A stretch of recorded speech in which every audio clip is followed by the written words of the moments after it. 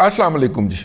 मुझे एक मईशत का प्रोग्राम दादा पोता शो करते हुए 1.5 दहाई के करीब हो गया है, और उसके अंदर हम तबसरा करते हुए जब लोगों को ये कहते हैं कि जब स्टॉक मार्केट ऊपर जाती है तो स्टॉक मार्केट का प्लेयर तब भी कमाता है, और जब वो नीचे आती है तो तब भी वो कमा रहा होता है। मार्केट लॉस में जा रही होती है, वो फिर भी अर्न कर रहा होता है। तो नए जो बिगनर्स हैं, जो नए जो जनरल पब्लिक है, वो इस पर बड़ी हैरान होती है कि ये आप क्या बात करते हैं। फिर हमें उन्हें समझाना पड़ता है, और इस समझाने के अंदर हमारे बाल उड़ गए हैं। जब हमने दादा पोता शो शुरू किया था तो उस वक्त हमारे बाल थे लटे कुछ ऐसे ऐसे हमने की हुई थी, लेकिन ये वो भी उड़ गई हैं। इधर देखो बेड़े ही गड़क हो गए, ठीक है, वो भी उड़ गए। लेकिन लोग नहीं समझते, पाकिस्तान के अंदर ख़ास तौर पे बर सगीर के मुसलमानों के अंदर मईशत और हिसाब से एक इनहेरिटेड एक विरासती नफ़रत पाई जाती, क्योंकि इसे बनिए का काम समझा जाता है। हालांकि जाबर बिन हयान जो था वो बेचारा मुसलमान ही था, लेकिन जो अलजबरे का बानी था, जिसके नाम से अलजबरा निकला है, तो लेकिन नहीं, हम अमूमी तौर पे हमारा एक आम शख्स, एक आम आदमी जो है, उसे हिसाब किताब पढ़ना पड़ जाए, उसे वक्त पड़ जाता है, मौत पड़ जाती है।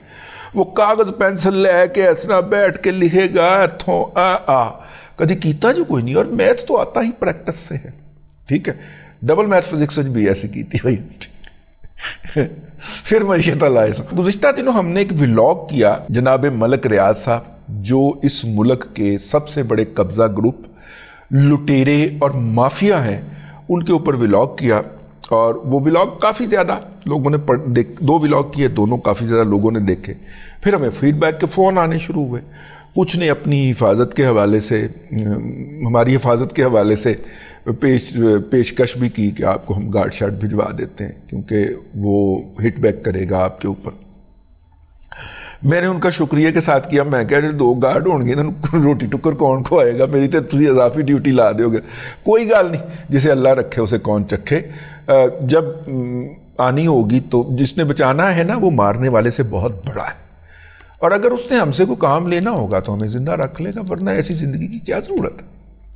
एनी हो, उनका हमने शुक्रिया भी अदा किया। कुछ ने हमें बताया कि नहीं, आप जो हैं वो मलक रियाज जिस ट्रैप में आपको ट्रैप करना चाह रहा था, आप बेसिकली उसके ट्रैप में आ गए और वो खेल गए जो वो आपको खिलवाना चाह रहा था। तो मैंने अर्ज़ किया कि हैं, हमने तो पूरे खलास के साथ उसको रगड़ा चाड़ा है, ठीक है। और खुर्रम अली खान साहब का केस भी हमने पेश किया एक दूसरे व्लॉग के अंदर, पूरे उसके साथ हमने उसको रगड़ा चाड़ा है। तो वो कैसे हमारे साथ खेल गया, उन्होंने कहा हाँ मलक रियाज का तरीकाकार, उन्होंने ओ तोड़ा बेड़ा तर जाए। मलक रियाज फिर अरबों कमा गया जी, और आप जो हैं अदरवाइज समझ रहे हैं। अच्छा, मलक रियाज ने कैसे अरबों रुपए पेशावर के पख्तूनों की जेबों से, और उनके अंदर बेशतर वो हैं जिनके पास या तो दोनों मुल्कों की नेशनलिटी है या अफ़गानी हैं वो, और पेशावर में मुकीम हैं, और कारोबार के अंदर इन्वॉल्व होने के सबब वो अरबोंपति हो गए हुए हैं। मनी लॉन्ड्रिंग तो उन्होंने भी करनी होती है, उनका पैसा भी शामिल है। तो वो कैसे कमा गया है, उसके कमाई करने से पहले आप तरीक़ाकार जान लें। मलक रियाज का तरीक़ा वारदात क्या है। तरीक़ा वारदात उसका ये है कि वो एक जगह के ऊपर कोई स्कीम अनाउंस कर देता है। अब सारे लोग ढूंढते फिर रहे कि थे मलक रियाज ने स्कीम अनाउंस की थी। ज़मीन के ऊपर कोई निशान नहीं होता, सिर्फ हवा के अंदर मशीन होती है। सबसे पहले वो कार्ड शार्ड कोई दिया करता था, बहरिया लॉयल्टी कार्ड को इस तरह का होता था, वो भी कोई 5-10 हज़ार रुपया उसका ले लेता था। वो उसने लाखों कार्ड बनाए, उससे उसने अरबों रुपया इकट्ठा कर लिया। फिर वो जिसके स्टाम्प पेपर के ऊपर आपको देगा, वो जो स्टाम्प पेपर भी जाली होगा, अरबों रुपया वो उसके ज़रिए समेटता है। फिर हर ट्रांजैक्शन के ऊपर फाइल ने एक हाथ से दूसरे हाथ जाना है, तो वो उसके ऊपर भी वो अरबों समेटेगा। इसको साइड पे कर दीजिए। अब होगा क्या, सिंपल तरीका कार समझ लें, फिर तो पता लगेगा कि मलक रियाज मुझे कैसे चुगत बना गया। अच्छा, होता क्या है कि वो एक ऐलान करता है कि जी हम पेशावर के अंदर जो है वो बहरिया टाउन लॉन्च कर रहे हैं। अब पेशावर के अंदर मलक रियाज एक नाम है, प्रोपेगंडा शुरू हो गया, ठीक है। लाट छपे खबर तो कम इस्तौर माला रोड़ा, ताज़ा ताज़ा गुलो न दरसलोर माला रोड़ा। हर टीवी के ऊपर وہ ਮੁੰਡਾ ਜਿਹੜਾ ਗਾਣੇ ਗਾਉਂਦਾ ਫਿਰਦਾ, ਨਾਲ ਇੱਕ ਕੁੜੀ ਵੀ ਉਹਨਾਂ ਨੇ ਨਚਾ ਦਿੱਤੀ। ਚਲੋ ਜੀ, ਉਹ ਕੀ ਹੋ ਰਿਹਾ ਜੀ, ਪਸ਼ਾਵਰ ਵਿੱਚ ਬੈਰੀਆ ਟਾਊਨ ਲਾਂਚ ਹੋ ਰਿਹਾ। اچھا جی، پشاور میں بیریا ٹاؤن لانچ ہو رہا ہے، سارے جتنے تماشبین ہیں جن کے پاس ناجائز پیسے ہیں وہ اکٹھے ہو گئے، تو رابطہ کیا تو پتہ چلا کہ وہاں پہ بیریا ٹاؤن کے نام کے اوپر ایک دفتر فلاں جگہ پہ کھل چکا۔ اوکے جی، اتنے پہنچ گئے، انہیں کہا پوچھا کہ جی بیریا ٹاؤن آپ لانچ کر رہے ہیں؟ انہوں نے کہا نہیں، ہم نہیں لانچ کر رہے۔ اچھا، تو یہ جو اشتہار چل رہا ہے وہ جی ابھی کرنا ہے، مطلب ہو سکتا ہے وہ ہمارے پاس کوئی اطلاع نہیں۔ جب وہ لوگ وہاں سے جانے لگے، کوئی ان کو ٹکر گیا، اس نے کہا یہ پری لانچ کے اندر کچھ فائلیں دستیاب ہیں، پری لانچ کے اندر، لیکن اس کی اناؤنسمنٹ نہیں ہوگی، ٹھیک ہے؟ تو ان کو ایک فائل، اس کے اندر ایک دو کاغذ جن کے اوپر کوئی خط تحریر لکھی ہوئی ہے، وہ تھما کے ان سے کروڑوں روپیے جو تھے، جو کہ بعد میں اربوں میں ہوگا، وہ ایسے سمیٹ لیے گئے۔ یہ پری لانچ کی لوٹ مار ہے، اور یہ پری لانچ کی لوٹ مار جو ہے یہ ہو چکی ہوئی ہے۔ کب؟ جب عمران احمد خان نیازی کو، جو بیگم صاحبہ ہیں، ان کی جو بچی ہے گوگی، اس کو 3 قرات والی نہیں 5 قرات والے ہیرے کی انگوٹھی دینے کی اطلاع جناب ریاض ملک کی صاحبزادی فون پہ ان کو دیتی ہوئی پائی جا رہی ہے، تو اس کے جواب کے اندر، اس کے افزانے میں جو انہوں نے کام کروانا ہے وہ بحریہ ٹاؤن کے وہ دفاتر ہیں جو اس فائل فروخت کی جعل سازی کے اندر ملوث ہیں۔ یاد ہے نا آپ کو؟ ٹھیک ہے نا؟ وہ دفاتر کھلوانا ہے کیونکہ وہاں کی لوکل گورنمنٹ نے ان کو سیل کر دیا ہوا۔ اب دفاتر کھل گئے، پہلے پری لانچ کے اندر فائلیں بیچ دی گئیں، اس کے بعد جناب لاڑ چپے خبرتے والا اشتہار چلا دیا گیا، اس کے اندر فائلیں بیچ دی گئیں۔ 1 یا 2 یا 3 کاغذ ہیں ایک فائل کے اندر لگے ہوئے ہیں، کوئی وہ فائل جو ہے کسی کو وہ 50 لاکھ کی دی جا رہی ہے، کسی کو 70 لاکھ کی دی جا رہی ہے، کسی کو 60 لاکھ کی دی جا رہی ہے، ٹھیک ہے؟ کسی کو 1 کروڑ 10 لاکھ کی دی جا رہی ہے۔ لوگ بڑا لے کے جا رہے ہیں کہ مستقبل کے اندر اس کے عوض کنال کا پلاٹ جو ہے وہ ہمارا ہو جائے گا، ٹھیک ہو گیا؟ اس طرح اربوں روپیہ اکٹھا کر لیا گیا۔ اب کسی نے 50 لاکھ کی خریدی اور باقی اس نے قسطیں دینی شروع کر دینی ہے، کسی نے 60 لاکھ کی خریدی اور باقی اس نے قسطیں دینی شروع کر دینی ہے، کسی نے 1 کروڑ روپے کی خریدی اور باقی اس نے قسطیں دینی شروع کر دینی۔ اچھا ہے کیا کہ اس نے جو زمین جس کو اس نے ابھی صرف ایڈوانس دے کے روک لیا ہے کہ جی یہ زمین آپ کی کتنے کی ہے جی، یہ ایکڑ جی 1 لاکھ روپے کا ہے، یہ 20,000 روپیہ پکڑیں، باقی ہم آپ کو 80,000 روپیہ دیں گے تو آپ سے انتقال کروائیں گے۔ اوکے، ٹھیک ہو گیا۔ یہ ساری جو زمین اس نے ایلوکیٹ کی ہے اور جو پاسبل ہے، فرض کریں اس کی فائلیں بنتی ہیں 1,000، میں فرض کروں، ٹھیک ہے؟ ملک ریاض نے بیچنی ہے 20,000 فائلیں بیچنی ہے، 1,000 کی زمین ہے، فائلیں کنیاں بیچتی ہیں 20,000، ٹھیک ہے؟ اچھا 20,000 فائلیں بیچ دیں، اب اس کے بعد یہاں پہ رضی دادا جیسے لوگوں کو استعمال کرنا ہے، رضوان رضی جیسے لوگوں کو، اور انہوں نے جب ادھر کوئی 50 لاکھ کی فائل خرید گیا، کوئی کروڑ کی خرید گیا، کوئی 70 لاکھ کی خرید گیا، یہ خرید گئے نا، اور اس کے بعد انہوں نے 2-2 4-4 قسطیں بھی دے دیں، پھر جناب رضی دادا نے خبر دے دی کہ جناب اس کے خلاف FIR ہو گئی ہے، بحریہ ٹاؤن کے دفاتر بند ہو گئے۔ وہ جس نے پیسے دیے تھے نا، اس کی ہوا بند ہو گئی، اس نے کہا تیرا بیڑا ترج ہے، بحریہ ٹاؤن تو گیا۔ اچھا اس میں سے کچھ مضبوط اصحاب کے لوگ ہوں گے، کچھ کمزور ہوں گے، تو جو مضبوط اصحاب کے لوگ ہوں گے وہ تو بیٹھے رہیں گے کہ کوئی حال نہیں ہو جائے گا، جو کمزور اصحاب کے لوگ ہوں گے وہ بھاگیں گے کہ اس فائل سے جان چھڑوائی جائے۔ انہیں پتہ چلے گا کہ جو فائل انہوں نے 50 لاکھ میں خریدی اور اس کے بعد اس کی 4 قسطیں بھی انہوں نے 5-5 لاکھ کی دے دی، اور وہ تقریباً ان کو پڑ رہی ہے 70 لاکھ میں، مارکیٹ میں اس کا اس وقت گاہک جو ہے وہ 20 لاکھ کا بھی نہیں ہے۔ اب یہاں پہ آ جائے گی اس شخص کی ادا کرنے کی صلاحیت یا ہولڈ کرنے کی صلاحیت اور اس کی مجبوری۔ اگر تو وہ ضرورت مند ہے یا بہت زیادہ سہما اور ڈرا ہوا ہے، وہ کہے گا کہ لا یار جو ملتا ہے پکڑ لیں، ٹھیک ہے؟ وہاں پہ بیٹھے ہوں گے ملک ریاض کے پالتو پراپرٹی ڈیلر، وہ اس سے فائل خرید کے ملک صاحب کو ایڈجسٹ کرواتے جائیں گے، اور ملک صاحب وہ فائل پھاڑ کے پھینکتے جائیں گے۔ یعنی انہوں نے ایک فائل گھمائی اور اس کے عوض موصوف نے 50 لاکھ سے لے کے 1 کروڑ کی دہاڑی لگا لی، کسی نے کچھ نہیں لیا، किसी ने कुछ नहीं दिया, किसी ने कुछ नहीं खरीदा, किसी ने कुछ नहीं बेचा।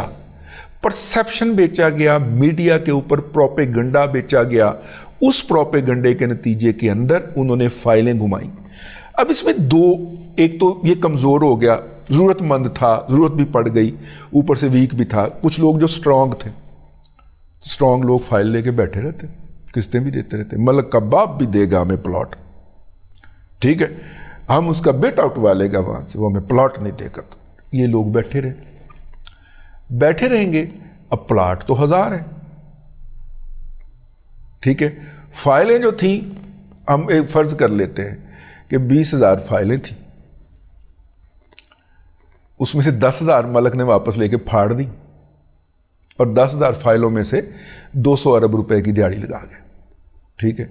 लेकिन जमीन तो लिमिटेड है ना।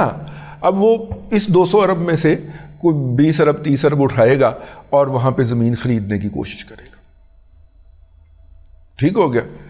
और उसके ऊपर डेवलपमेंट करके वो उनको प्लाट बांटने की कोशिश करेगा, नहीं करता, ठीक है। जब वो 1000 प्लाट तैयार होते हैं, वो 1000 लोगों को दे के बाकी जो 10,000 हुए में से 1000 को तो दे दिए, बाकी जो 9,000 हो गए उनको वहां पे उसने बदमाश बिठाए हुए हैं, retired colonel, retired brigadier, retired general. वो कहते हैं जी जाएं, जो कुछ करना है कर लें। ये कराची बैरिया टाउन की मिसाल आपके सामने। लोगों ने 2014 से बुकिंग करवा के पैसे दिए, किस्तें भी पूरी हो गई हैं। अब वो जाते हैं जी हमारा प्लाट कितने, अब वो कर्नल साहब के अंदर कोई प्लाट नहीं है, जाएं जो कुछ कर सकते हैं आप कर लें, जाएं नैब में जाएं, ठीक है, जाएं एंटी करप्शन में जाएं, जाएं आर्मी चीफ के पास जाएं, जाएं आसम मनीर को कहें कर्नल फलां फलां कहता है कोई प्लाट नहीं है, जाओ ले लो। ऐसे सीने पे हाथ मार के कहते हैं भाई अगर वो कर्नल है भी तो फिर भी, और अगर वो नहीं है तो फिर तो और भी ज्यादा जरूरी है कि उसका मक्कू ठापा जाए। वो जहां पे अपना कर्नल रिटायर लगा के तो लोगों को धमकियां देता है। लेकिन ये मेरा आज का मौजू नहीं है। बैरिया टाउन कराची में देख लें, वो यार अन्नेवाह जरदारी ने जमीनें कब्जे करवाए।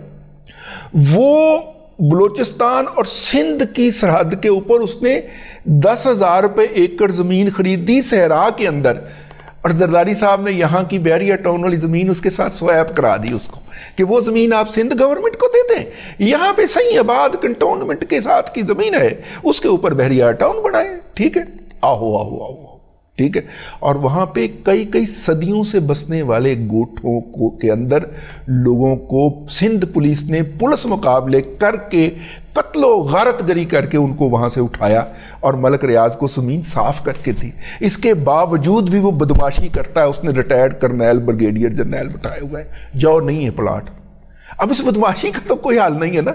और वो इतना बड़ा बदमाश है कि अजमत सईद जैसा जो सुप्रीम कोर्ट का सिटिंग जज होता है, वो उसका गंद अपने मुंह से उठाता है, मलक रियाज का गंद अपने मुंह से उठाता है।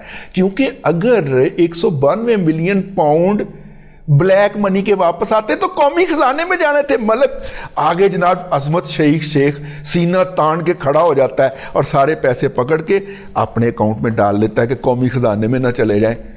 मलक रियाज की इमानत अपने पास रख लेता है। सुप्रीम कोर्ट आज की डेट तक रख के बैठा हुआ है। और वफाकी हुकूमत केयर टेकर जो पिंडी वालों के मातहत आती है, उसने आज तक भी दरख्वास्त नहीं दी कि सर वो पैसे वापस दे दें, वो वफाकी हुकूमत के पैसे होते हैं। चले आपने मलक रियाज के एडजस्ट करवाए हैं, वो सर हुकूमत के पैसे हैं, सिंध हुकूमत के पैसे।